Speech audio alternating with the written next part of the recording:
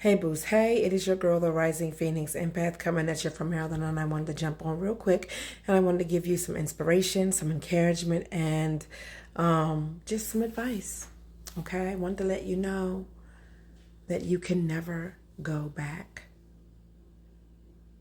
You can never go back. You can never go back to that ex. You can never go back to that fake friendship that really wasn't a friendship. You can never go back to being cool with that family member, whether it be a sibling, a cousin, a uncle, an auntie, no matter who it was in the family. Because we have a toxic way of staying connected to toxicity and people who desperately betray us out of the under the guise of, oh, that's family, you got to forgive. And yeah, you do have to forgive, but once somebody shows you who they are, it is so important that you believe them and that you protect your life and space from them. When those people show you who you are, who they are, you have to believe them. And so you can never go back, because the truth of the matter is you don't even know half the stuff they've done or said about you.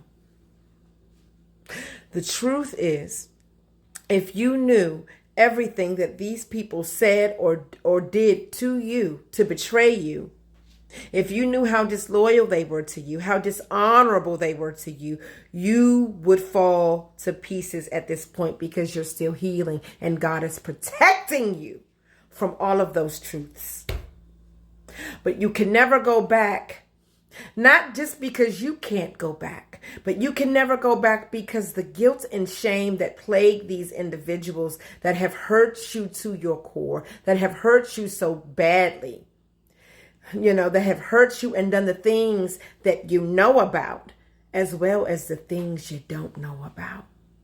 These people in good conscience cannot look you in your face and pretend to be your friends when they themselves know how you showed up for them, how you had a heart for them, how you loved them, how you were a resource for them, how you were encouragement for them, how you given them your last, how you gave, how you supported, how you were always first man, hands in, right?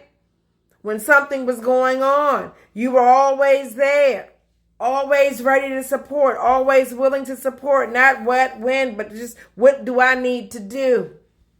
These people can't even look you in your face. So you can never go back, because their guilt and shame will never allow them to sit across the table from you, because they know the depths of their betrayal, their disloyalty, and their dishonor towards you. And they know that it was unwarranted.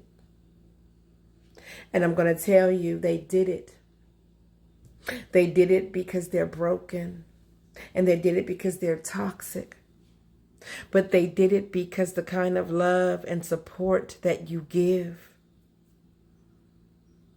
they appreciated it, but they resent it, because they resent the light that's inside of you that would allow you to be there for other people to the capacity that you were there for them, that they just don't have inside of them. And so the very thing that attracted you to them made them resent you. You can never go back.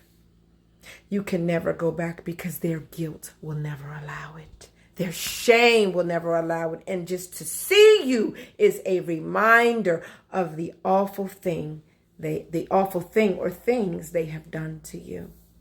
And you can also never go back, because I believe that when something is done, an act of disloyalty and betrayal so deep and profound, when it is done, it cannot be undone. And I believe it can be so awful that it forever changes the dynamic of a relationship in the spirit realm. In spirit, not just physical, but in the spirit. it was so treacherous and hateful that God himself intervened and said, no, I'm going to protect her from these people. I'm going to protect her from this man. I'm going to protect her from this jealous cousin. I'm going to protect her from this hateful sister. I'm going to protect her from these evil people. Right? I'm going to protect her.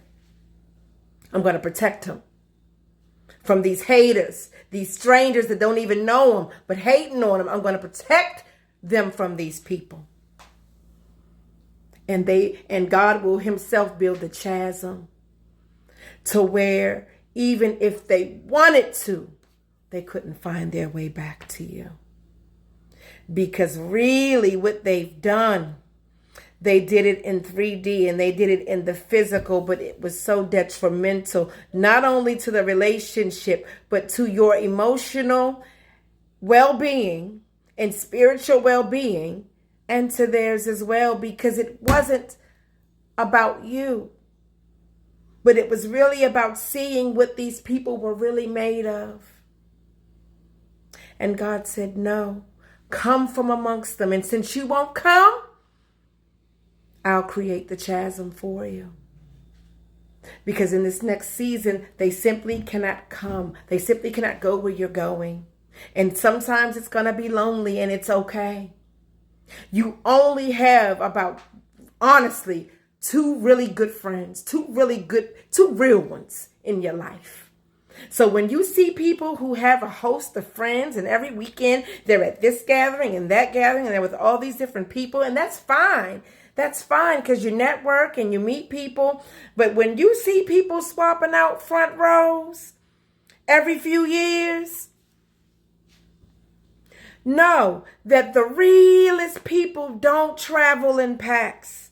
The realest people have no tolerance for fakeness, for foolishness, or for people who just don't have it in them to be real. So this journey's gonna be lonely from time to time, but God will raise up people like you, like-minded, like-hearted people like yourself who love you and support you through different seasons of your life.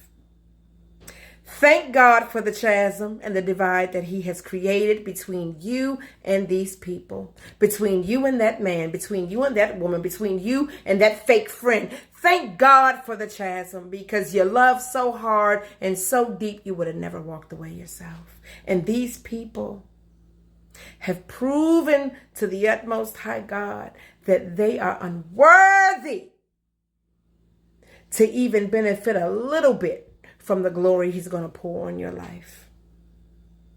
So until next time, chosen ones, I want you to be encouraged. I want you to be inspired.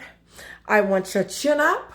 And I want you to continue to heal and be the best version of yourself. And I want you to have it in your mind and heart to never go back. To never go back. And thank God for the chasm. Thank him for the divide. Because you had to come from amongst them to grow to your full potential.